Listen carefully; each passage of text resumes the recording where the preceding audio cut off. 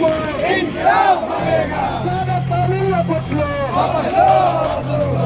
আরবি ভাষায় ওয়াকফ শব্দটির অর্থ হলো সম্পত্তির হাত বদল। আর এই ওয়াকফ বিলটি পাশ হওয়ার পর থেকেই দেশ জুড়ে তীব্র প্রতিবাদ জানিয়েছেন মুসলিমরা। আজ নাখোদা মসজিদ থেকে টিপু সুলতান মসজিদ পর্যন্ত মুসলিম সম্প্রদায়ের একদল আজ এই বিলের প্রতিবাদেই সোচ্চার হন। প্রতিবাদের ঝড় ওঠে ওয়াকফ বিলের সম্বন্ধে। मैं उनसे गुजारिश करूंगा बहुत ही कम में और बहुत ही जरूरी जो पॉइंट है उसको बताएं और बता करके जो है अपने वक्तव्य को खत्म करेंगे। आरिफ भाई बहुत बहुत शुक्रिया। देखिए, देश जो चलेगा वो संविधान से चलेगा, सावरकर के आइडियोलॉजी से नहीं चलेगा। और 100 साल से आरएसएस ये पॉलिसी अपना रही है कि मुसलमानों को कैसे सताया जाए, यहाँ से कैसे निकाला जाए, इस पर कैसे जुल्म हो, और ये हम लोग देख रहे हैं। कभी गोश्त के नाम पे, कभी गाय के नाम पे, कभी मस्जिद के नाम पे, कभी नमाज के नाम पे, कभी अपने छतों में नमाज नहीं पढ़ने दिया जाता है। मौलवी को अजान देने पर पाबंदी लगी जाती है, इमाम साहब को कैद कर लिया जाता है। तो ये देश संविधान पे चलेगा और संविधान इन लोग बदलने की पूरी कोशिश कर रहे हैं। जैसे पार्लियामेंट को एक जगह से उठाकर दूसरी जगह ले गए। लिहाजा आप लोगों से गुजारिश है कि बाबरी मस्जिद का केस और इस वक्त का केस में बहुत फर्क है। बाबरी मस्जिद के में जो ऑर्डर हुआ वो आस्था के नाम पे हुआ था और हम लोगों ने कबूल कर लिया था। हमारे उलमा कराम ने खामोशी से हम लोगों को कबूल करने पर मजबूर किया था। लेकिन ये वक्फ अमेंडमेंट बिल पर इतना असर पड़ेगा कि यहाँ हजारों मस्जिद, हजारों मदरसा, हजारों कब्रिस्तान, हजारों खानगाहें ये इफेक्टेड होगी और हो रही है। आपको पता चलेगा कि वक्फ अमेंडमेंट बिल से पहले भी मजारों को तोड़ा जा रहा था, मस्जिदों को तोड़ा जा रहा था, जय श्री राम का नारा लगाया जा रहा था। जब उस वक्त ऐसा हो रहा था तो इस वक्त क्या होगा? इस वक्त आप लोगों से गुजारिश है, जहाँ जहाँ ऐसी मुहिम निकले, जहाँ जहाँ ऐसे बात हो, जहाँ जहाँ धरना हो, प्रोटेस्ट आप लोग सब मिलकर साथ दे। अब नहीं तो कभी नहीं। शुक्रिया।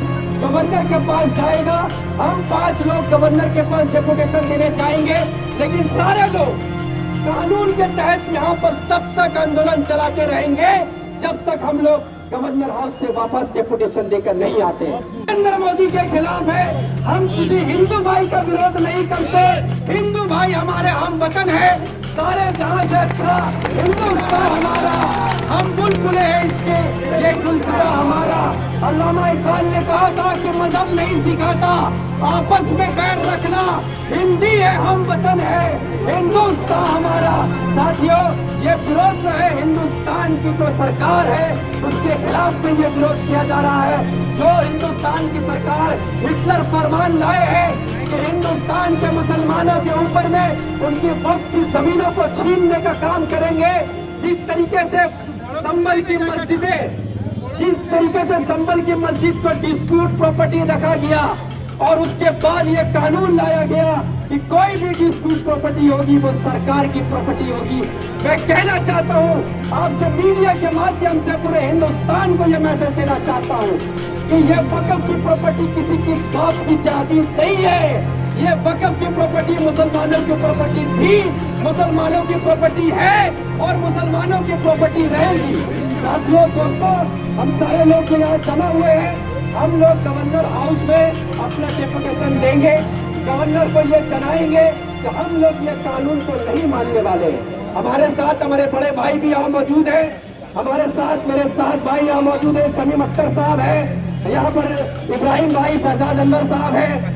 हम सबको एक पर एक करके माइक पे जाने की दावत देंगे।